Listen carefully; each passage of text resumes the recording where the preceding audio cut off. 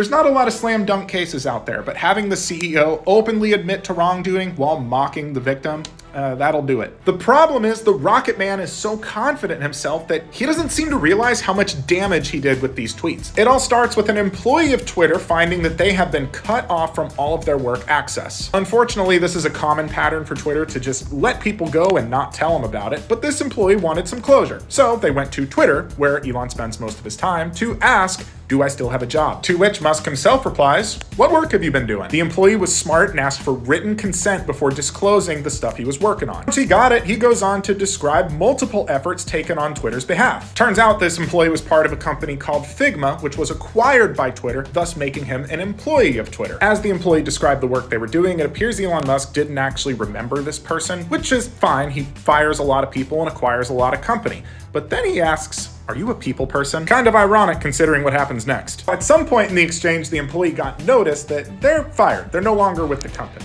They're not mad, but they would like to be paid appropriately, and they would have liked some notice. What followed was this tweet from Elon Musk, and this is the one that I think caused at least 2 or 3 of his lawyers to drop dead.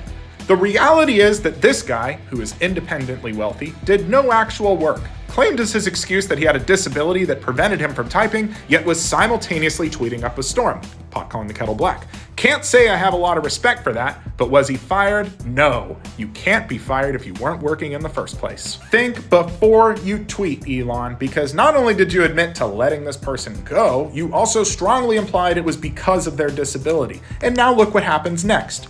Hi Elon, I hope you are well. I'm fine too. Thank you for your interest in my health. But since you mentioned it, I want to give you more info. I have muscular dystrophy and it has many effects on my body. Basically, this employee tells a pretty heartbreaking story about having muscular dystrophy, he's in a wheelchair, and it's difficult to do physical labor, including some typing tasks. I don't have to tell you that typing or dictating to a phone is very different than using an analog keyboard. By law, employers are supposed to engage in interactive process to help employees find accommodations for their disabilities. And that's what this employee tried to do by contacting HR regularly, but this employee was ignored. Instead of getting an accommodation for a disability, interactive process, or even just basic empathy, this person got roasted by one of the most wealthy men in the world about how he didn't do real work.